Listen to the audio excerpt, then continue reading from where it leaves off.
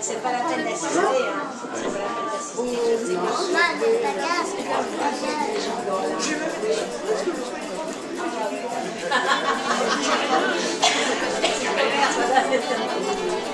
Je te laisse.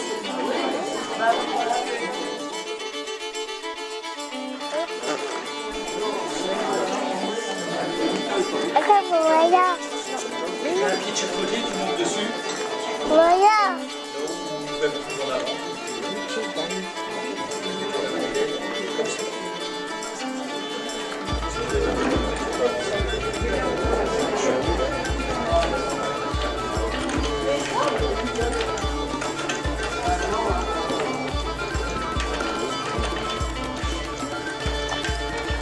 Voilà. Ça fait où? Ici. Regarde.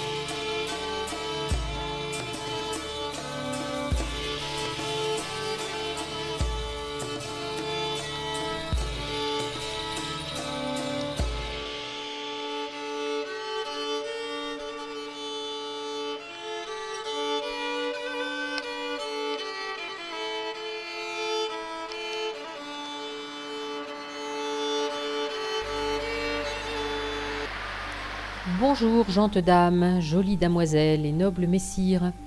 Je vous souhaite la bienvenue à Hesdin en l'an de grâce 1325. Hesdin est la troisième ville d'Artois en importance, après Arras et Thérouanne. Vous vous trouvez ce soir dans une puissante ville, entièrement ceinte de remparts, flanquée de tours et de profonds fossés. Le tout forme un triangle, au sommet duquel s'élève le château fort, séjour favori des comtes d'Artois et de notre bonne comtesse Mao. Le château est rempli d'objets d'art. La vie y est fastueuse. Fêtes, chasses, personnages illustres, princes et souverains de l'Europe entière y séjournent régulièrement depuis des années. Au nord, un vaste parc clos, célèbre dans toute l'Europe pour ses fontaines, volières, ménageries, pavillons, automates et attractions diverses. Il a été créé en 1068 par Baudouin de Mons et Robert II d'Artois. Le père de notre bonne comtesse Mao l'a beaucoup enrichi. Les seigneurs d'Hesdin veulent se montrer comme maîtres de la nature, ce qui leur confère un pouvoir supplémentaire, du prestige et de la puissance. Nous sommes sur la place du marché, où se tient 2 fois par an la Franque Feste, autrement dit la foire franche.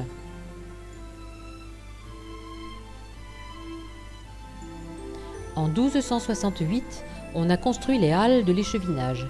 L'une d'elles est spécialement affectée à la vente de la laine. Elles sont en bois. Tout à l'heure, il y avait beaucoup de monde ici. C'était le départ pour la foire de Troyes d'un convoi de marchands avec leur production de draps et de pelleteries. C'est qu'à Hesdin, les bourgeois sont entreprenants. Déjà dès 1100, on produisait trop de draps pour la consommation de la région. Ils savaient qu'en Champagne, les foires devenaient le lieu de rencontre le plus important d'Europe. Alors ils eurent l'idée d'exporter à longue distance. Donc ici, sur la Grand Place, nous aurions pu assister au pittoresque spectacle du départ pour les foires. Les chevaux et les mulets qui portent sur leur dos les ballots d'étoffe, enveloppés de serpillières protectrices, ou qui tirent des voitures. Les bourgeois voyagent à cheval, accompagnés de leurs valets.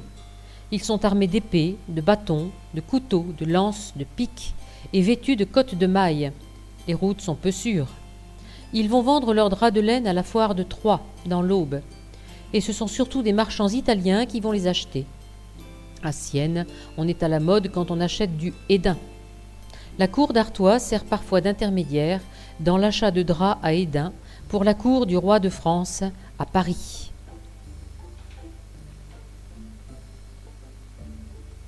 Le superbe bâtiment de pierre surmonté d'un beffroi que vous pouvez admirer sur cette même place, c'est l'échevinage. Il est situé à l'angle de la rue de Beaumont. C'est le centre administratif, politique et judiciaire de la commune. C'est à l'échevinage que s'accomplissent les grands actes de la vie civile et municipale. L'échevinage est surmonté de son beffroi. Le beffroi, c'est le signe de la franchise communale. Il existait déjà en 1179. Le beffroi possède sa cloche, c'est le symbole de la commune et elle en est fière. Dans le beffroi est conservé le matréologue. C'est un registre précieux, un recueil sur vélin avec de riches vignettes et des initiales coloriées. Il contient les chartes données à Hesdin, notamment la charte de Philippe Auguste de 1191 en latin. Il y a aussi dans le matréologue des lettres de bannissement, d'emprisonnement, enfin 59 articles en tout. Au milieu de la place, on peut voir un calvaire. Non loin du calvaire, il y a un puits et aussi une potence. Elle va servir dans quelques instants. On a arrêté et jugé une criminelle. Elle s'appelle Marois la bourgeoise. Elle est condamnée à mort pour espionnage. Hesdin emploie les services d'un bourreau attitré à qui on a confié un enclos en dehors de la ville, au bord de la Canche, dans la rue des Hulottes. Il s'appelle Adam Bourrel et dans 1 heure, il va exécuter et mettre à mort cette bougresse pour 100 sous parisis.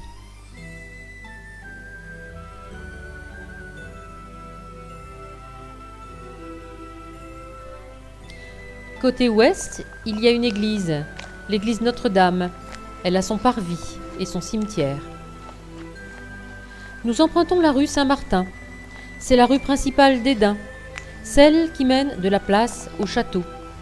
Là sont les plus belles maisons et les commerces.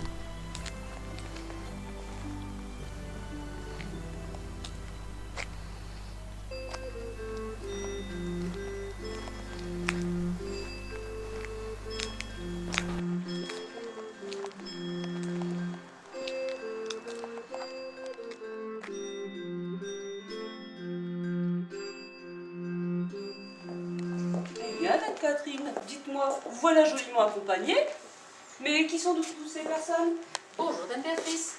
Ce sont des visiteurs, curieux de connaître notre bonne ville d'Hesdin en l'an 1325 et la vie qu'on y mène. Je vous présente Dame Béatrice d'Hirson, damoiselle de haut parage de notre bonne comtesse Mao d'Artois. Mais que faites-vous donc avec ces draps de lin, Dame Béatrice? Ah, ceci, c'est un présent que ma maîtresse fait au moine du prieuré de Saint-Georges. Vous savez qu'elle accorde une grande importance à ses bonnes œuvres. D'ailleurs, je vous propose à tous de me retrouver à la fin de votre périple et... je vais signaler votre présence à ma maîtresse et nul doute qu'elle vous conviera à festoyer ce soir en son château. C'est avec grand plaisir que nous accepterons cette invitation. C'est un grand honneur pour nous que de figurer à la table d'une si grande dame. Merci beaucoup, Dame Béatrice. À tantôt, donc. À tantôt.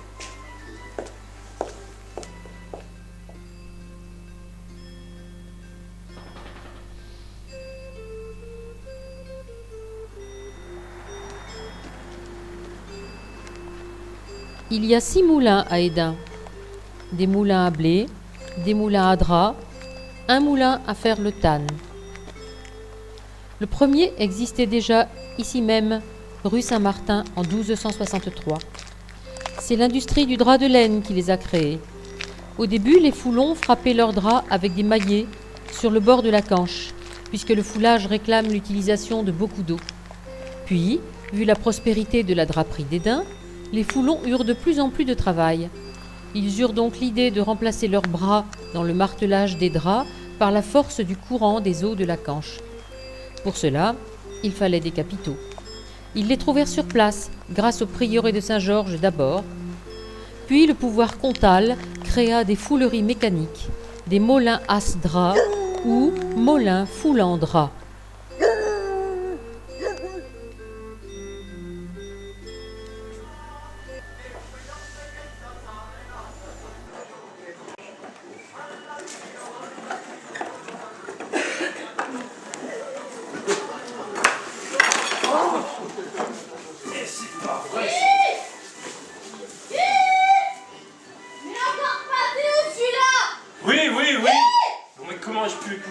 Pareil. Oh, c'est pas possible. Regarde un peu ce qui m'arrive. La boîte que j'ai fait fabriquer a été mal faite. Voilà mes sacs de farine par terre.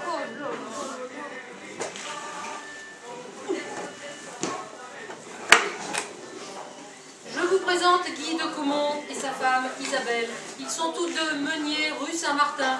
Eh bien, vous voilà en bien fâcheuse posture. Et pas que pour la brouette, nous avons eu un été pourri qui n'a pas fait mûrir le grain. La farine va être de bien mauvaise qualité. En plus, le loyer qu'on nous réclame est exorbitant. Les charges seigneuriales ne cessent d'augmenter. Au fait, tu as pensé à payer le loyer de notre moulin? Oh! Moi, c'est pas possible! Je te rappelle que nous devons 10 deniers parisis à Jean d'Estelle, notre bailli. Isabelle, mamie, ce qu'il faut, c'est transporter ces sacs de farine chez notre client boulanger. Son échoppe est au coin de la rue Saint-Martin, ce n'est pas très loin. Il nous faudrait 2 bonnes âmes pour nous servir de mulet. Qui voudrait nous servir de mulet? Une gentille personne, monsieur. Venez donc, s'il vous plaît. Et peut-être une dame. Une dame assez forte. Madame, Bernard, s'il vous plaît. prépare la brouette, ce sera peut-être plus simple. Venez. Allez. Vous portez devant. Le commerçant boulanger est au coin de la rue Saint-Martin. Nous allons passer par ici. Ouais, je vais porter la roue, donnez. Ouais, ça va aller. Quel arnaqueur ce marchand, vraiment. De plat bas, avance. Oh! Fainéant.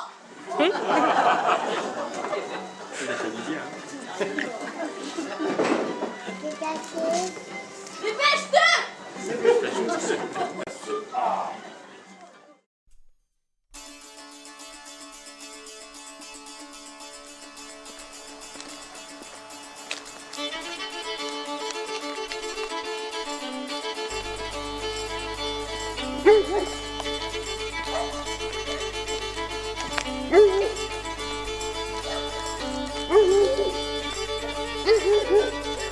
Les habitants d'Hesdin ont donc à leur disposition 4 moulins ecclésiastiques et 2 moulins laïques.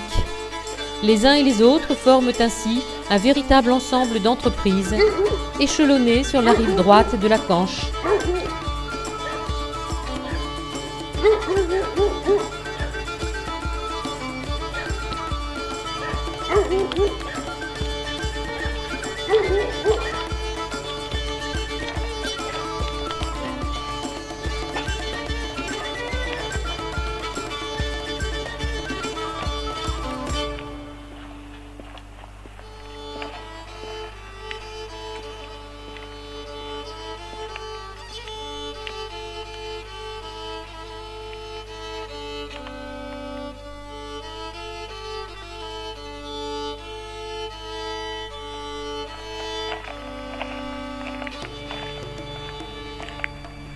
Et voici la collégiale Saint-Martin. L'architecture de cet édifice est particulièrement complexe car il a été plusieurs fois repris depuis sa construction. Au départ, c'était une motte carolingienne à proximité de la rivière, flanquée d'une basse-cour au nord, l'ensemble étant limité par un fossé. La chapelle castrale a servi d'édifice religieux primitif.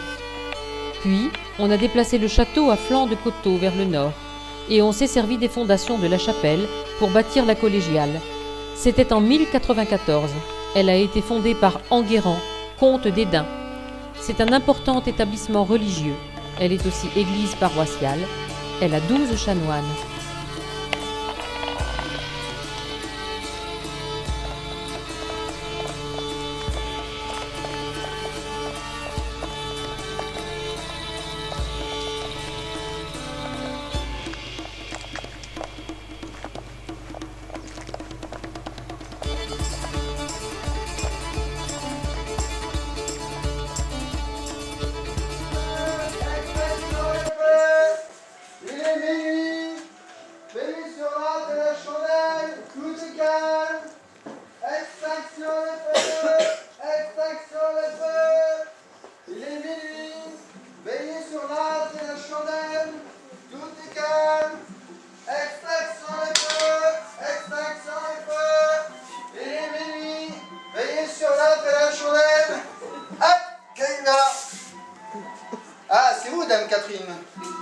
Bonsoir, messire le veilleur de nuit. Bonsoir. Donc nous ne craignons rien pour ce soir. Ouh, rien n'est moins sûr dans ce bas monde. J'ai entendu parler qu'une bande de brigands rôdait dans le pays. Je vous conseille de passer par la rue des Religieuses, puis par la rue de la Garenne. Soyez prudente, on ne sait jamais. Bien, merci beaucoup. Bon, je dois continuer ma ronde. La nuit sera longue. Et que Dieu vous garde. Je vous souhaite bon courage. Merci. Extinction des feux! Extinction des feux! Il est minuit!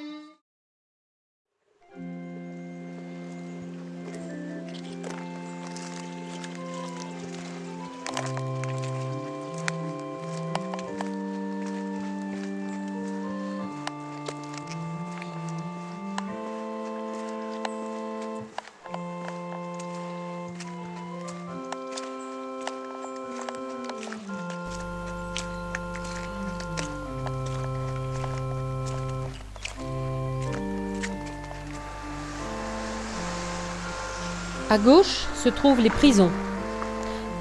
Il y en a deux car il y a deux juridictions, celle du mailleur et des échevins d'une part, donc de la commune, et celle du pouvoir seigneurial, représentée par le bailli. On peut voir à gauche l'hôpital d'Artois. Il a été créé en 1206 sous l'invocation de Saint Jean l'Évangéliste. C'est le plus ancien des hôpitaux d'Esdin.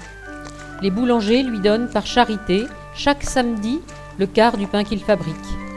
Il y a une chapelle et son chapelain. Plus loin, du côté de la Canche, c'est l'hôpital de Madame d'Artois. C'est Mao qui l'a fondé l'année dernière, en 1324. Le chapelain s'appelle Baudouin Coé.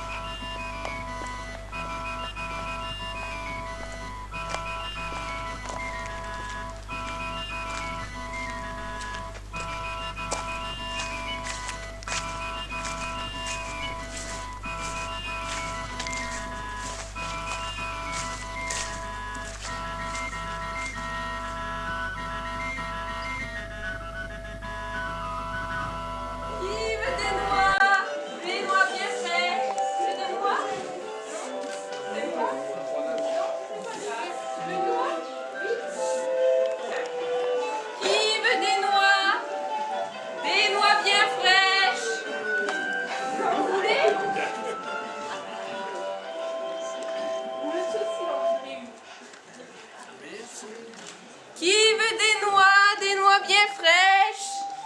Plus personne? Dame 4. Merci, mademoiselle, merci beaucoup. Bon, bah, nous allons cueillir nos pommes alors.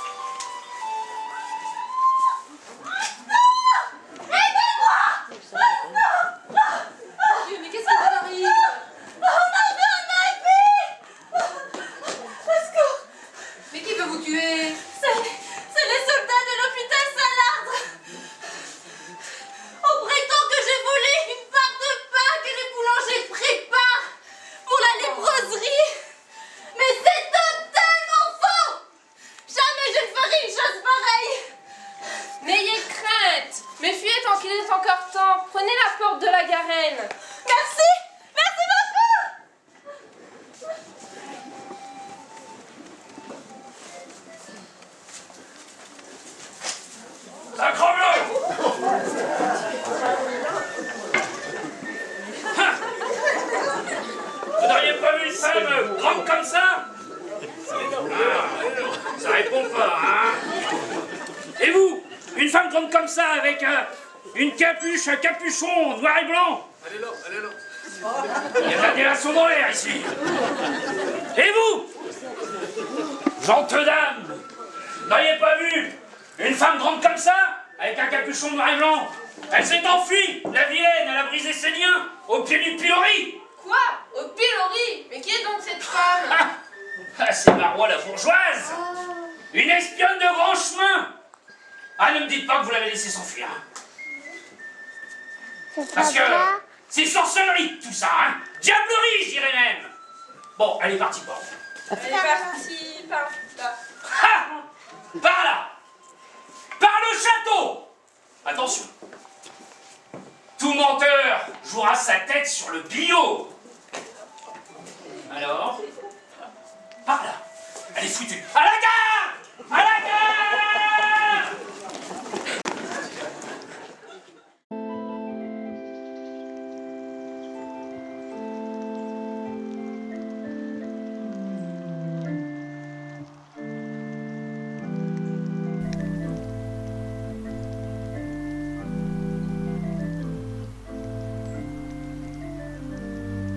Hesdin est une ville très religieuse.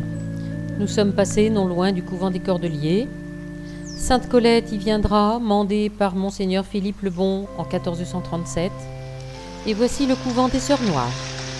Il sera fondé en 1344, donc dans 19 ans, grâce à Agnès de la Couture. Cette dame va donner sa demeure à des religieuses venues d'Abbeville et de Saint-Omer. Les Sœurs Noires, on les appelle ainsi bien sûr à cause de la couleur de leurs robes. Elles soignent les malades à domicile et instruisent les jeunes filles.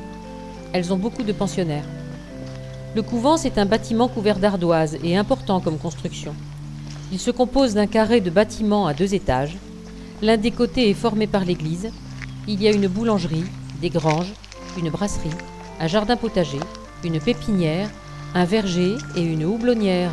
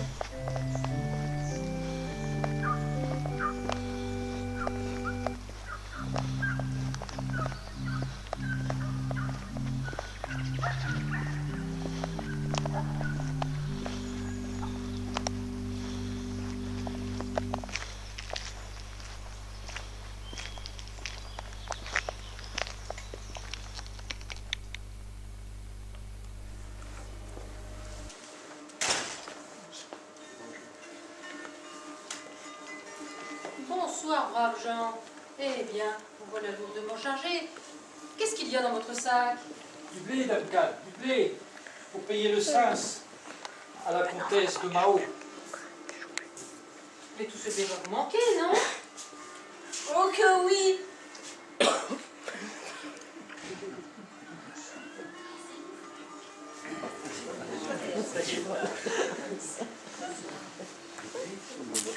Toutes les récoltes, apparemment, cette année... Catastrophique! Ah, et oui.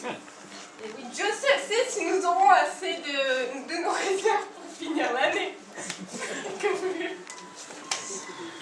Eh oui, il faut bien payer l'impôt. Eh oui! Bonsoir, gentes dames et nobles messires. Je suis un pauvre pèlerin fatigué qui revient de Saint-Jacques-de-Compostelle. Je cherche le gîte et le couvert pour cette nuit. Pouvez-vous m'héberger? Allez donc voir le moine prière. Il doit être à la chapelle de la Magdalene. Venez, suivez-nous, nous allons vous montrer le chemin. Merci.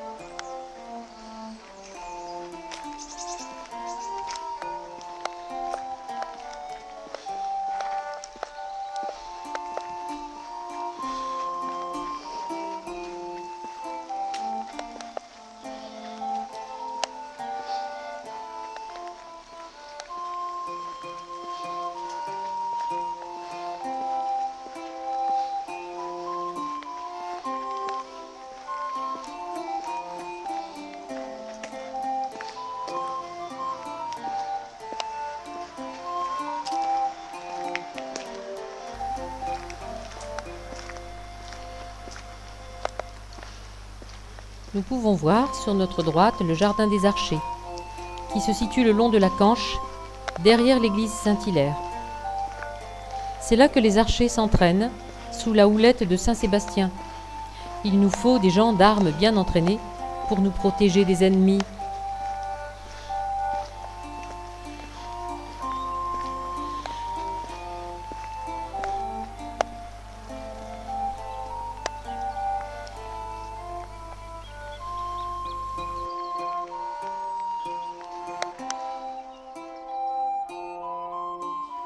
La bourse, madame. La bourse ou la vie.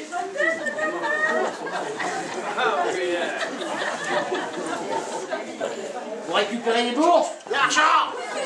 Vite, l'argent. La bourse. Monsieur. C'est quoi ça? Dans la poche. Tu vas pas faire? L'argent qu'il ne faut pas. Les bourses. Sortez toutes les bourses. C'est vous l'argent? Et vous, monsieur Bellecour? Bellecour, tata? Il en a une grosse, lui, je vais voir. Elle est cachée. On la sert. Vous avez tout récupéré? Ah, bah c'est madame Catherine, là. Ah, la dame Catherine. Elle a une grande bourse, elle, hein? Ah. Je n'ai rien du tout, je n'ai rien du tout, je vous assure, messire, je n'ai absolument rien. Regarde. Non, non, non, Regarde, je n'ai rien du tout.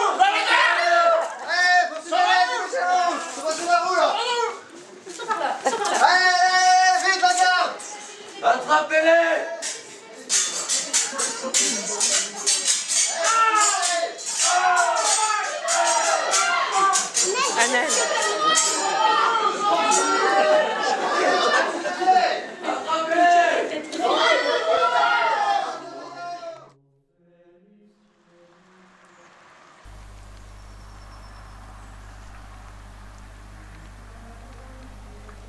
Et voici la chapelle de la Magdeleine. C'est une chapelle de faubourg. Elle est située hors les murs.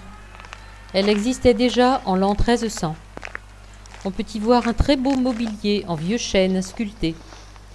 Chaire, confessionnal, banc d'œuvre, double rangée de stalles. Tout cela provient du couvent des Sœurs Noires voisins.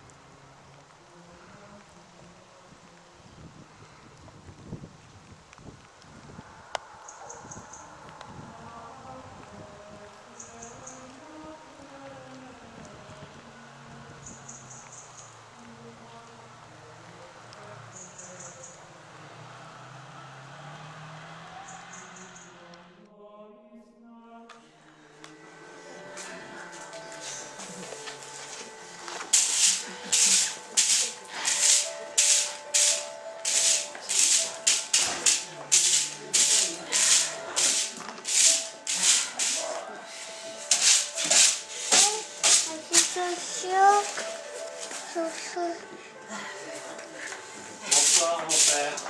Ah, bonsoir mon fils. Je reviens de Saint-Jacques-de-Compostelle. Je suis assez fatigué et je cherche le gîte et le couvert pour cette nuit. Ah mais c'est avec joie que nous allons vous accueillir mon fils, il n'y a pas de souci. Il n'y a aucun problème. Mon père, nous venons d'être détroussés par une bande de brigands. Une bande de brigands. Ils rôdent encore dans les parages. Il rôde encore dans notre bonne ville d'État. Oh, je vais fermer ma chapelle, moi. Je vais fermer ma chapelle. Et voilà, il ne faudrait pas qu'ils viennent nous emprunter, enfin non, nous dérober nos petites statues. C'est pas... Oh, mais dis donc, vous avez là une très belle ampoule de pèlerin. Voilà, la coquille Saint-Jacques. Ah oui, vous avez eu de la chance que les brigands ne la voient pas, parce que aujourd'hui vous seriez... Vous voyez ce que je veux dire? J'en suis très fier. C'est d'un côté la coquille Saint-Jacques et de l'autre côté l'emblème de notre bon roi de France, la fleur de lys. Oh. J'en suis vraiment très fier. Ah ben, je veux bien vous croire, et vous avez fait bon voyage jusqu'à Saint-Jacques. Fatigant mais très bon. Fatigant, je me doute bien. Je me doute bien. Eh bien écoutez, la nuit commence à tomber, moi je vous propose d'aller déguster la bonne soupe de nos frères, justement, au couvent des frères mineurs. Ils détiennent la recette, soi-disant, d'une dame qui s'appellerait Colette. Ah, alors, il paraît que la soupe est bonne. Donc, je vous précède, et puis vous pourrez vous reposer avant de reprendre votre route, n'est-ce pas? Faites attention, les pavés sont un peu glissants. Bonjour, Gaëtan. Bon, Madame Catherine, au plaisir. Au plaisir, mon père.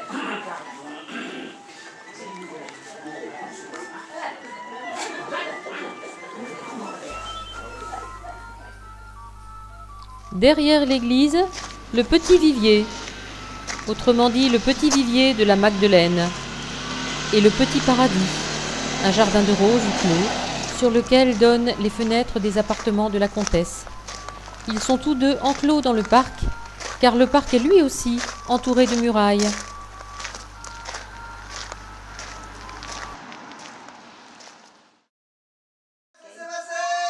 Avance! Allez, tu avances!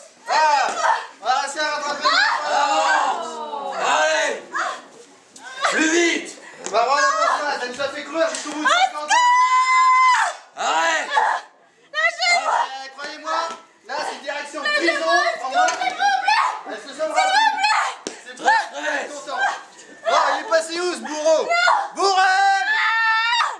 Ouais, tu vas te taire, toi! Hey! On va lui couper la langue avant de lui couper la tête à celle-là. Bourrel, t'es où? S'il vous plaît, aidez-moi. Arrête! Ah, viens ici! Non! C'est Avance! Bourrel!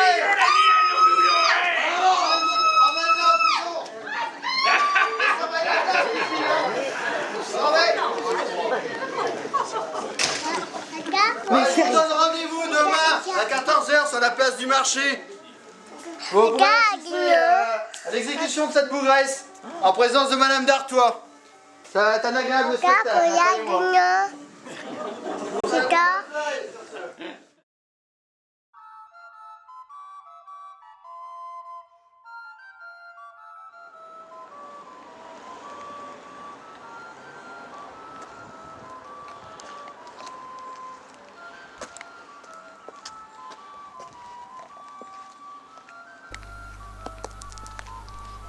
Dirigeons-nous vers le grand vivier. Il est au-delà des remparts. C'est un vaste étang artificiel navigable. On y a fait cette année des réparations. On y a construit une grande huche, c'est-à-dire une vanne. Ce vivier est exploité aussi bien à des fins de divertissement que de rentabilité, puisqu'il fait à la fois office de pisciculture et de plan d'eau, offrant une possibilité de canotage.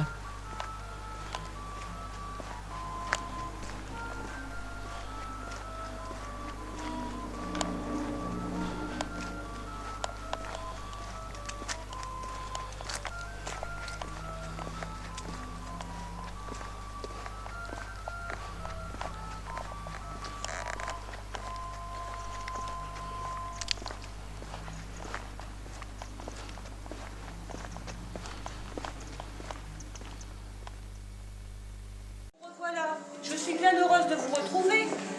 Ma maîtresse, la comtesse Mao d'Artois, serait bien heureuse de vous voir festoyer ce soir en sa compagnie. Mais auparavant, je vous suggère de me suivre jusqu'au jardin des archers, au bord de la Canche. Vous pourrez y assister à l'entraînement de nos hommes d'armes et je pense vous initier au maniement de l'arcane. Je vous précède. Oui, damoiseau, damoiselle, où allez-vous comme cela? Mais que se passe-t-il donc? Figurez-vous que notre comtesse Mao d'Artois m'envoie vous avertir que nous ne pourrons pas nous rendre au jardin des archers comme prévu. Quoi ça? La Canche a complètement inondé le jardin des tirs. Nous allons devoir emprunter un sentier plus glissant. La Canche a même emporté notre vieux pont des Daims.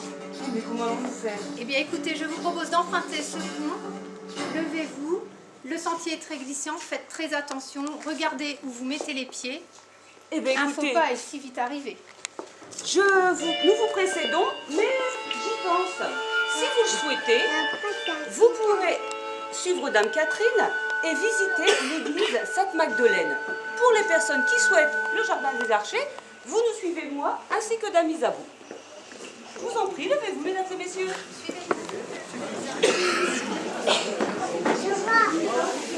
Je vois.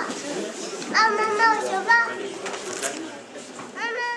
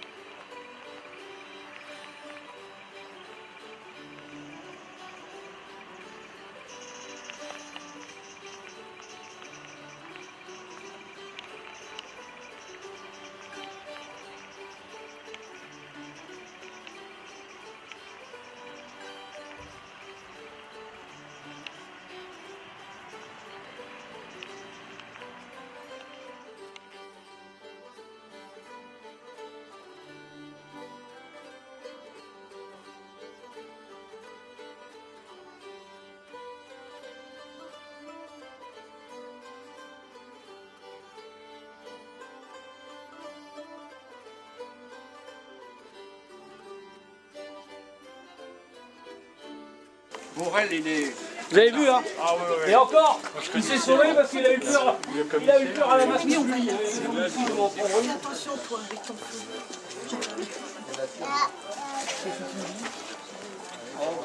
Annelle. Annelle, elle a eu peur. Attention avec ton bazar. Annie derrière. Vous voyez. On n'ira pas jusqu'au bout.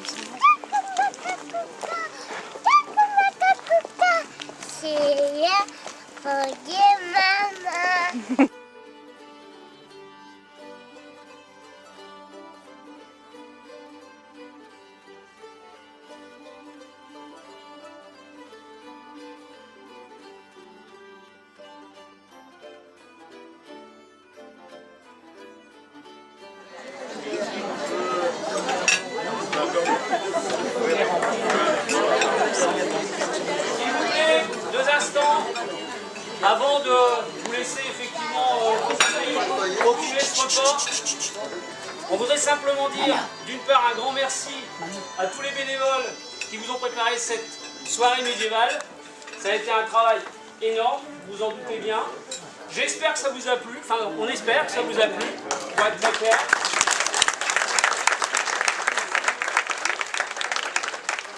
On remercie également la communauté de communes qui nous a donné donc la possibilité, je veux dire, d'utiliser le terrain d'entraînement qui se situe ici au niveau de la mairie. La mairie bien sûr pour tout ce qui est aide matérielle. On aimerait également associer à ces remerciements le diocèse qui nous a permis effectivement de nous faire visiter l'intérieur de l'église. Et puis on tient également à remercier quelqu'un qui n'est malheureusement pas là ce soir, c'est Colette. Colette qui vous a préparé la soupe que vous allez manger juste après, puisque le frère a dit tout à l'heure, apparemment elle est vraiment bonne la soupe au thé. Voilà, j'espère que vous passerez une agréable soirée. Madame la Présidente, s'il y a quelque chose à rajouter. Madame la Présidente n'a pas grand-chose à rajouter. Elle espère simplement que vous avez été ravis de votre soirée et que ça va continuer comme ça.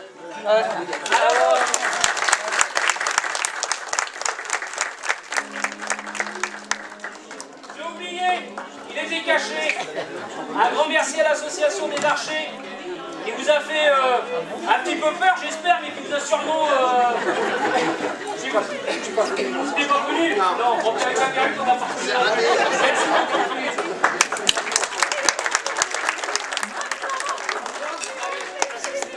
La